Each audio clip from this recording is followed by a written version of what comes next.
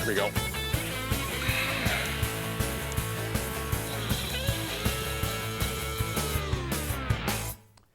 Hi, Peter Charles here, Hooked for Life Fly Fishing. And today we're going to look at a problem where we have to fish for smallmouth bass in skinny water. The levels have dropped, the water's cleared.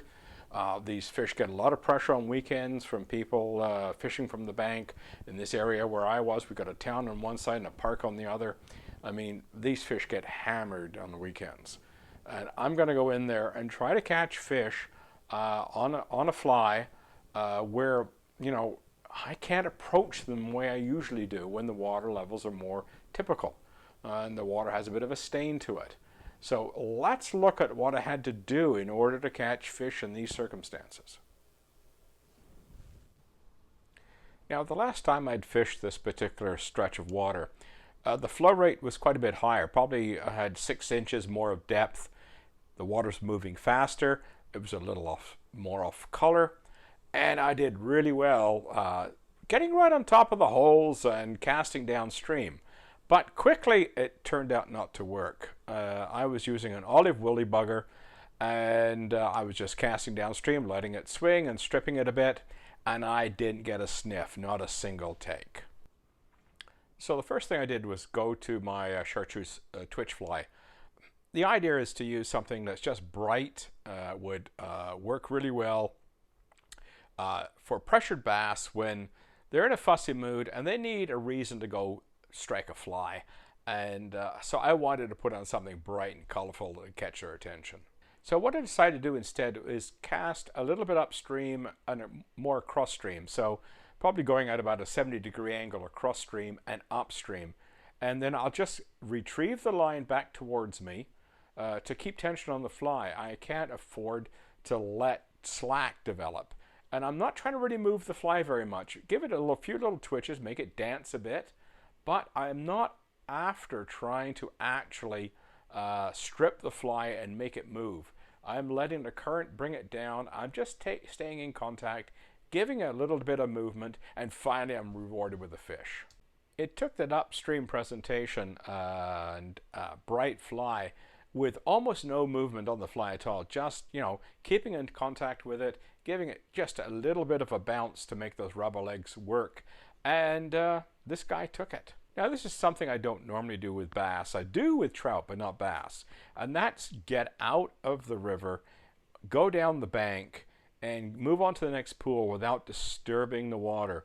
I'm going to fish this pool out, but I have to get into position first, so it means a little bit of bushwhacking to do that.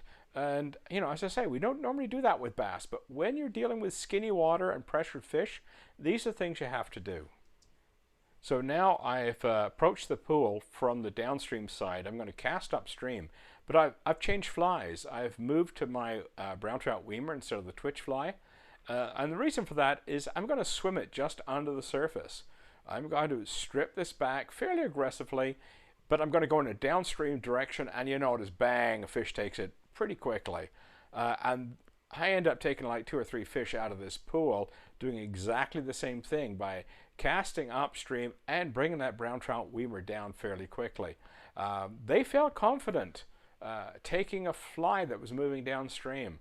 But you know what? In this skinny water, they were not interested in any kind of downstream presentation. They were not interested in any fly that was being swung or stripped upstream. It had to be moving downstream.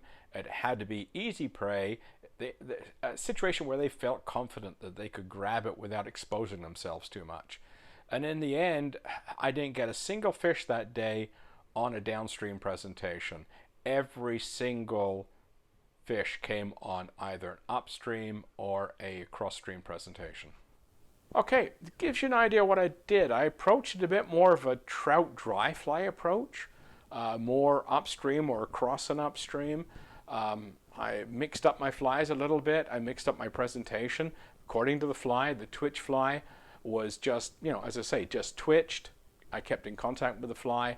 The Weimer, the brown trout Weimer, was stripped a little bit more aggressively. And it's funny, depth didn't seem to matter very much. I mean, the brown trout Weimer would have only been a few inches under. The twitch fly was quite a bit under. I'd hit bottom on occasion. So, I mean, when you're looking at those two different presentations, obviously it wasn't about depth. It was about how the fish felt comfortable. And they felt comfortable going after something downstream.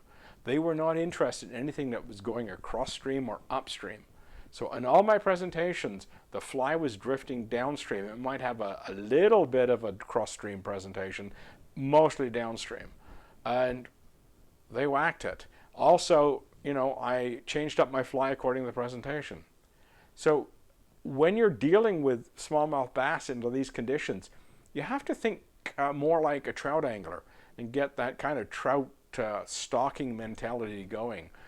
Looking at more of an upstream presentation, because the fish are facing upstream, they're less likely to see you if you're downstream of them.